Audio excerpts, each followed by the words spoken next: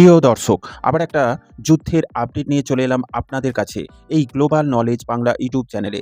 পশ্চিম এশিয়ার যুদ্ধ কি থামছে নাকি আরও বড় বিস্ফোরণের দিকে এগোচ্ছে? আমেরিকা ও ইরানের যুদ্ধে যুদ্ধবিরতির আলোচনা চলছে, কিন্তু ইসরায়েল বলছে যুদ্ধ এখনও শেষ হয়নি।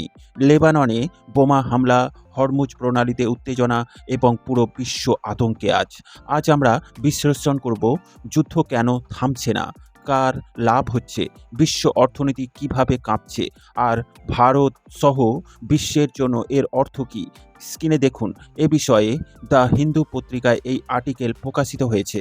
প্রথমত, পাকিস্তানের মধ্যস্থতা সম্পূর্ণ আমেরিকার ষড়যন্ত্র প্রমাণিত হয়েছে। দ্বিতীয়ত, লেবাননে ইসরায়েলের হামলা ইরানকে আবার যুদ্ধে নামার জন্য বাধ্য করল। তৃতীয়ত, আমেরিকা ও ইসরায়েল ন্যাটো বড় কিছু ভাবছে, যা ভবিষ্যতে আমরা দেখতে পাব।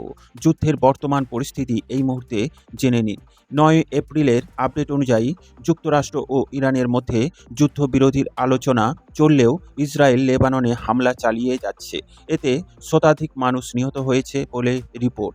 ইসরায়েল দাবি করেছে তারা হিজবুল্লাহর ঘাঁটি ধ্বংস করেছে, কিন্তু ইরান বলছে এটা যুদ্ধবিরতি ভঙ্গ। এদিকে ইসরায়েলের প্রধানমন্ত্রী সতর্ক করে বলেছে যুদ্ধবিরতি শেষ নয়, যে কোনো মুহূর্তে আবার যুদ্ধ শুরু হতে পারে। অর্থাৎ পরিস্থিতি এখন যুদ্ধ থামেনি, যুদ্ধবিরতি ভঙ্গের ঝুঁকি, বড় আঞ্চলিক যুদ্ধের আশঙ্কা। 2026 সালের 28 ফেব্রুয়ারি যুক্তরাষ্ট্র ও ইসরায়েলের যৌথভাবে ইরানের ওপর বিমান হামলা চালায়। এর জবাবে ইরান শত শত ক্ষেপণাস্ত্র ও ড্রোন হামলা চালায়, এমনকি হরমুজ প্রণালী বন্ধ করে দেয়, যার ফলে বিশ্ব তেলের সরবরাহ বড় ঝুঁকির মধ্যে পড়ে। এই যুদ্ধ এখন ছড়িয়ে পড়েছে Iran, Israel, Lebanon, Syria, Iraq, পারস্য উপসাগর। অর্থাৎ এটি আর দ্বিপাক্ষিক যুদ্ধ নয়, এটি এখন পুরো পশ্চিম এশিয়ার যুদ্ধ। ভূ রাজনৈতিক দিক দিয়ে বিশ্লেষণ করতে গেলে প্রথমেই এই যুদ্ধের ভয়াবহতা সবাইকে আতঙ্কিত করতে পারে। ভবিষ্যতে এই সংঘর্ষের পিছনে 3টি বড় কারণ। ইরানের প্রভাব কমানো।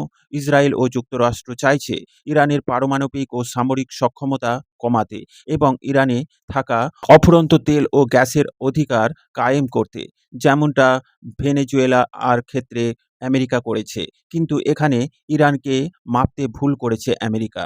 মধ্যপ্রাচ্যে ক্ষমতার ভারসাম্য এখন যুদ্ধের অতল গভীরে।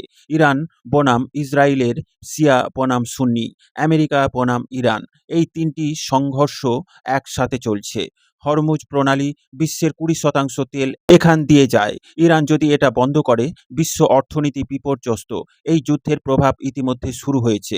তেলের দাম বাড়ছে, শেয়ার বাজার পড়ছে, বিমান চলাচল ঝুঁকিতে, মধ্যপ্রাচ্যে যুদ্ধ ছড়ানোর আশঙ্কা।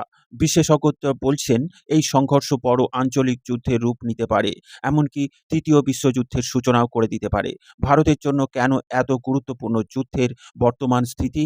ভারতের জন্য এই যুদ্ধ অত্যন্ত গুরুত্বপূর্ণ, কারণ ভারত তেল আমদানি করে মধ্যপ্রাচ্য থেকে।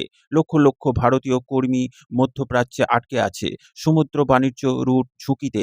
যদি যুদ্ধ বাড়ে, ভারতের অর্থনীতি সরাসরি প্রভাবিত হবে। পরিস্থিতি 3 ভাবে যেতে পারে: বড় আঞ্চলিক যুদ্ধ, সীমিত সংঘর্ষ, পূর্ণ যুদ্ধবিরতি। কিন্তু বর্তমানে সবচেয়ে বড় আশঙ্কা, পাকিস্তান মধ্যস্থতাকারী হিসেবে যে কাজ করেছে তা ভবিষ্যতে মনে হয় আর যুদ্ধবিরতি হবে না। ইসরায়েল একা যুদ্ধ চালিয়ে যেতে পারে, যা পুরো অঞ্চলকে আবার আগুনে ঠেলে দেবে। অতএব আবার আমেরিকা ও ইরান সংঘর্ষে লিপ্ত হবে। যুদ্ধবিরতি মাত্র 4 ঘন্টাও টেকেনি। এই যুদ্ধ শুধু মধ্যপ্রাচ্যের নয়, এটি বিশ্ব শক্তির লড়াই। ইরান বনাম ইসরায়েলের, আমেরিকা বনাম ইরানের, এই পুরো বিশ্ব এখন উদ্বিগ্ন। প্রশ্ন এখন একটাই, এই যুদ্ধ কি থামবে নাকি তৃতীয় বিশ্বযুদ্ধের দিকে এগিয়ে যাবে? প্রিয় দর্শক, এ বিষয়ে আপনার মতামত অবশ্যই কমেন্টের মাধ্যমে জানাবেন। ভিডিও ভালো লাগলে লাইক ও শেয়ার করবেন।